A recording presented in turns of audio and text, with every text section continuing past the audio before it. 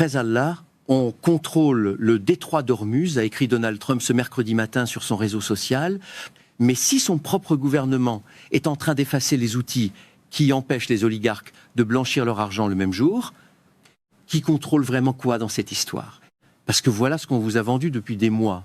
Un président qui aurait dompté le détroit le plus stratégique du monde. Une flotte américaine décrite comme un mur d'acier infranchissable. Une victoire nette contre l'Iran. Et pourtant, au même moment, des marins américains tentent de sauter par-dessus bord depuis un porte-avions. Le prix de l'essence explose à un niveau jamais vu dans l'histoire du pays. Et le Trésor américain vient d'effacer une base de données qui servait à traquer les blanchisseurs d'argent. Ce n'est pas juste une histoire de bravade présidentielle. C'est un problème de dissimulation à 3 niveaux, militaire, financier et humain, et les 3 se tiennent par la main. Ce soir, je vais vous montrer comment ces 3 éléments s'emboîtent. D'abord, ce que Trump prétend contrôler dans le Golfe, et ce que les chiffres réels de navigation racontent. Ensuite, ce que l'un des généraux les plus hauts placés d'Iran a dit sur les portefeuilles boursiers de la famille Trump, dans une interview qu'il faut vraiment entendre. Et enfin, ce que le Trésor américain a discrètement annoncé ce même mercredi, pendant que tout le monde regardait ailleurs. Un premier élément concret, tout de suite, pour que vous sachiez que ça vaut le coup de rester. Mardi dernier, 14 navires seulement ont traversé le détroit d'Ormuz. Avant la guerre, c'était environ 120 par jour, pas 120 par semaine. Par jour? Alors revenons au message de Trump, mot pour mot, parce que la forme compte autant que le fond. Il écrit que les États-Unis ont total contrôle sur le détroit d'Ormuz, qu'ils pensent qu'ils vont le garder, que leur blocus naval est appelé par tout le monde un mur d'acier, qu'il n'y a rien que l'Iran puisse y faire. Il ajoute que l'Iran n'a plus de marine, plus d'armée de l'air, que ses soldats restants ne sont pas payés, que les gardiens de la révolution sont décimés et en fuite, que le pays est, je cite, « chaude foutu ». Et il termine par Presbytu Allah, Donald J. Trump. C'est écrit noir sur blanc sur une plateforme publique par le commandant en chef des forces armées américaines. Sauf que l'Iran conteste absolument ce narratif et pas dans le vide. Le Conseil suprême de sécurité nationale iranien a posé des conditions précises pour ouvrir le détroit, fin du blocus américain, levée des sanctions, retrait des troupes américaines de la région, réparation de guerre. Ce n'est pas le discours d'un pays qui a capitulé. C'est le discours d'un pays qui négocie depuis une position qu'il juge encore forte. Et les chiffres de trafic maritime, eux, ne mentent pas de la même façon qu'un communiqué présidentiel. 14 navires contre 120. On parle d'une chute de plus de 88% du trafic commercial dans l'un des couloirs pétroliers les plus vitaux de la planète. Regardez bien ça, un mur d'acier, ça n'a jamais laissé passer aussi peu de bateaux qu'un embargo qui fonctionne dans les deux sens. Et pendant que Trump célèbre sa victoire, les Américains, eux, paient la note à la pompe. Le prix moyen national de l'essence vient d'atteindre le niveau le plus élevé jamais enregistré dans l'histoire des États-Unis à cette période de l'année. Pas depuis un an, jamais. Voilà le décalage. Le président dit que l'ennemi n'a plus rien pendant que les réserves stratégiques de pétrole touchent le fond de la cuve. Comme le Titanic, on nous vend l'insubmersible pendant que la coque prend l'eau. C'est pas une coïncidence isolée. C'est une méthode répétée assez souvent pour ne plus être un hasard de communication. Et il y a un deuxième front, presque invisible, dans la couverture médiatique classique, qui rend ce tableau encore plus inquiétant. Les États-Unis sont en train d'organiser un retrait diplomatique prolongé à travers tout le Moyen-Orient.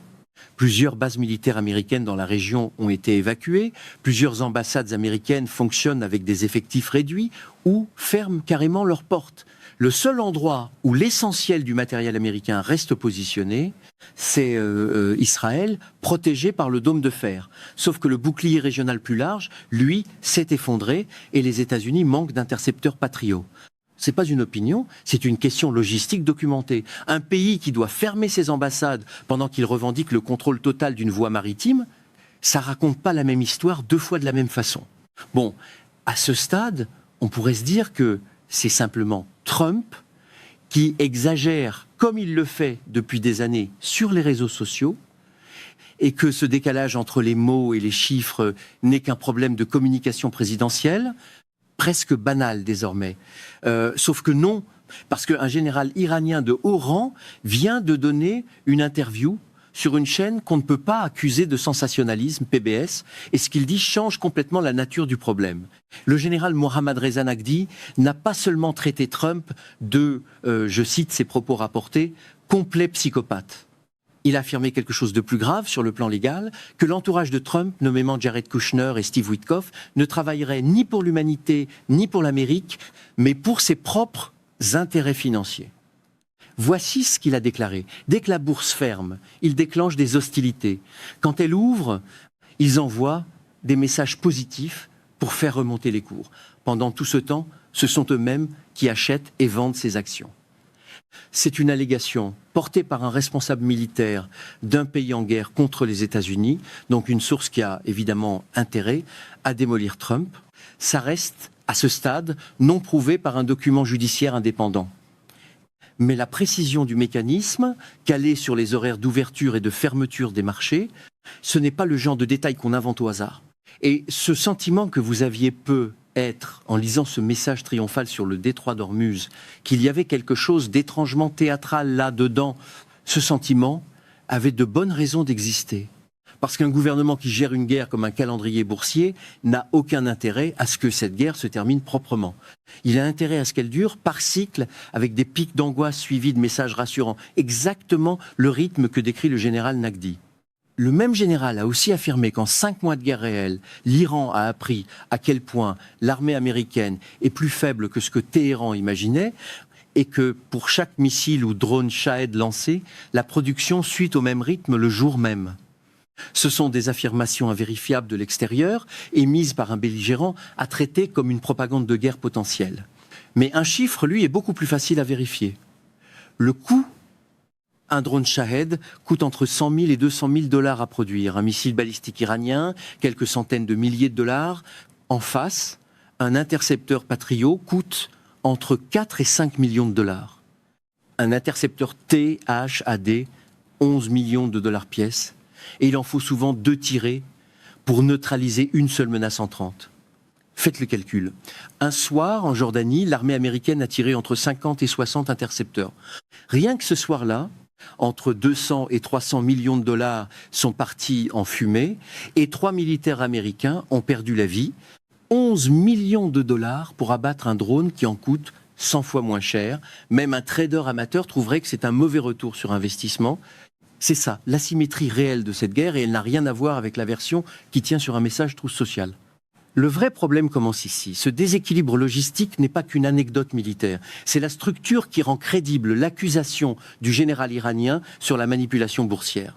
Un système d'armement qui coûte des centaines de fois plus cher à défendre qu'à attaquer, géré par une administration soupçonnée de suivre les cours de bourse plutôt que les intérêts stratégiques du pays, ça donne un tableau cohérent.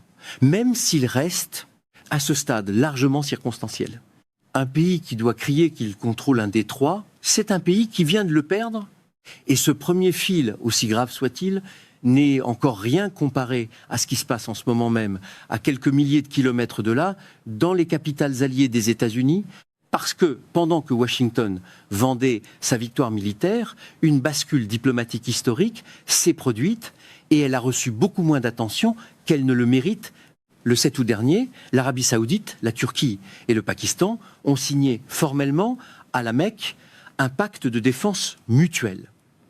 Le prince héritier saoudien Mohammed Ben Salman, le président turc Erdogan et le premier ministre pakistanais Shehbaz Sharif ont scellé cet accord en personne. Le principe, une attaque contre l'un des 3 signataires sera traitée comme une attaque contre les 3. Ce pacte s'appuie sur un accord antérieur entre Riyad et Islamabad, signé en septembre dernier dans la foulée d'une frappe israélienne sur le Qatar. Erdogan a précisé que la vision turque était d'élargir ce cadre à d'autres pays si possible, sans viser aucun pays en particulier. Le Qatar a salué l'alliance. Même l'Iran a jugé positif que des nations arabes reprennent en main leur propre destin. Attardez-vous une seconde là, dessus. 3 puissances militaires majeures du monde musulman viennent de se donner mutuellement une garantie de sécurité qui, historiquement, aurait porté la signature de Washington Ce n'est pas un choix éditorial. Si les grands médias conservateurs américains en parlent si peu, c'est répété assez souvent pour ne plus être accidentel, parce que reconnaître ce pacte, c'est reconnaître que des alliés régionaux ne font plus confiance au parapluie sécuritaire américain. En toile de fond, l'Iran renforce ses liens avec le bloc des BRICS, cherchant des mécanismes financiers alternatifs au dollar.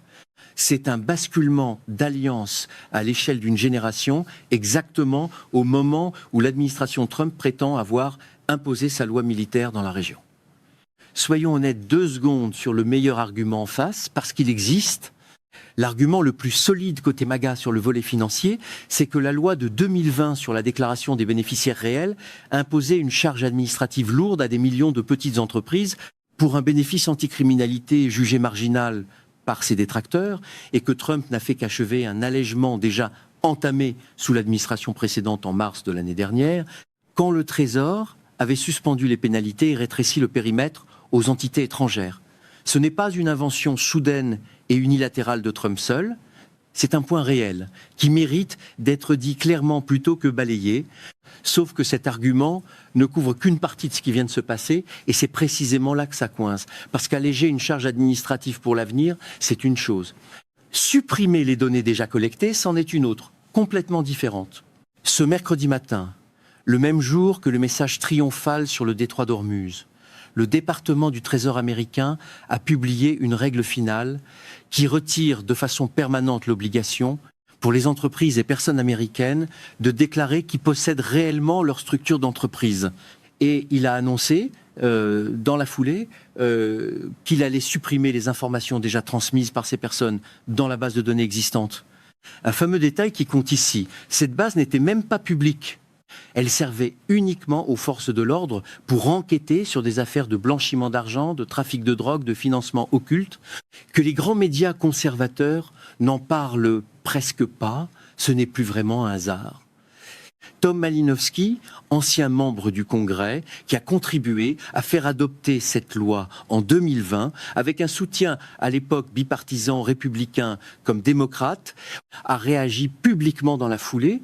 Il a écrit que le but de cette loi était d'empêcher les trafiquants de drogue, les oligarques russes et chinois et d'autres criminels internationaux de créer des sociétés anonymes pour cacher leur argent aux États-Unis. Il a ajouté que le département du Trésor de Trump faisait ça pour aider des criminels.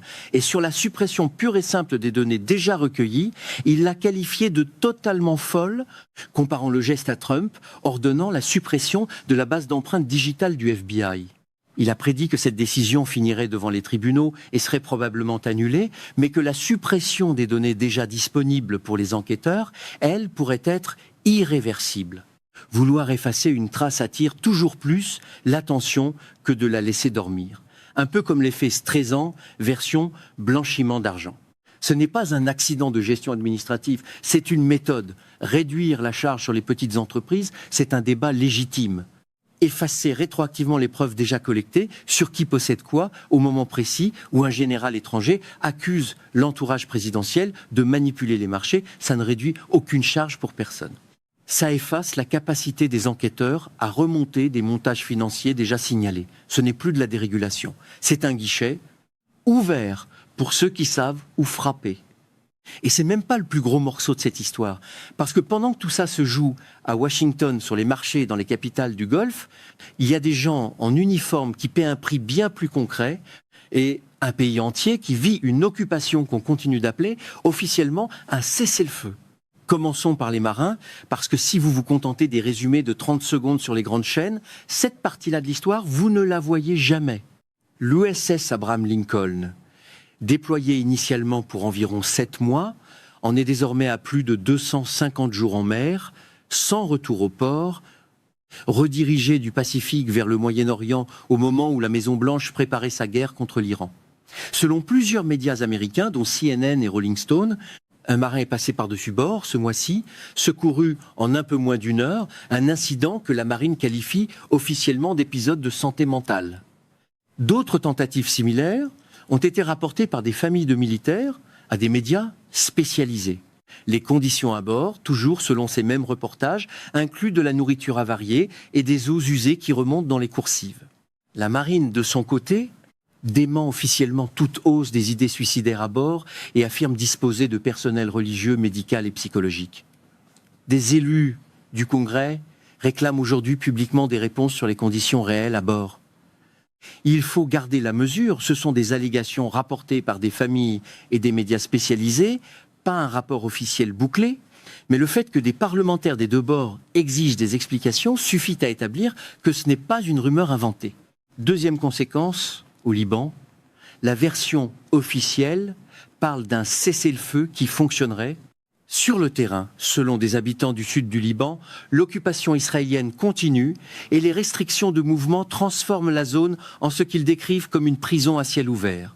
Des responsables israéliens, dont le ministre de la Défense, ont affirmé que certains territoires ne seraient jamais rendus. Ça ressemble furieusement à Gaza, un cessez-le-feu affiché sur le papier, une réalité de terrain qui raconte tout autre chose. Ce que je chantais depuis le début sur ce point-là, c'était vrai, et c'est même pire que ça. Parce que ce gouvernement n'a pas supprimé une base de données par accident, exactement au même moment où il vendait une guerre qu'il est en train de perdre sur le terrain réel. Les deux mensonges se protègent l'un l'autre. Revenez avec moi à la question du départ. Praise Allah, on contrôle le détroit d'Ormuz, écrivait Trump ce matin-là. Vous êtes venu pour un message provocateur et un peu grotesque sur un réseau social. Vous repartez avec la preuve que ce contrôle revendiqué sur une voie maritime n'était qu'une couverture, pendant que le contrôle bien réel, lui, portait sur l'information financière de sa propre famille et de ses proches. C'est pas une coïncidence isolée. C'est une méthode répétée sur plusieurs théâtres. La rhétorique militaire, la finance familiale, la couverture diplomatique. Ce qui devrait nous inquiéter, ce n'est pas qu'un message trop confiant sur les réseaux sociaux, c'est la cohérence du schéma, une fois les morceaux mis côte à côte. Et rien ne dit que ça s'arrête là. Pendant ce temps, ce sont des marins en mer, depuis 8 mois, et des familles du sud du Liban, sous restriction, qui paient la note réelle, pendant qu'on nous parle, en haut lieu d'un mur d'acier et d'une victoire totale. Il ne faut jamais vendre la peau de l'ours avant de l'avoir tué. Et pourtant, c'est exactement ce que ce gouvernement fait chaque matin sur un réseau social. Je vous promets une chose, dès que cette histoire de manipulation boursière ou la bataille judiciaire autour des données du Trésor avancera d'un pouce, vous le saurez ici en premier. Abonnez-vous à la chaîne pour ça. Et si cette analyse vous a semblé utile, un like m'aide vraiment à la faire connaître à plus de monde.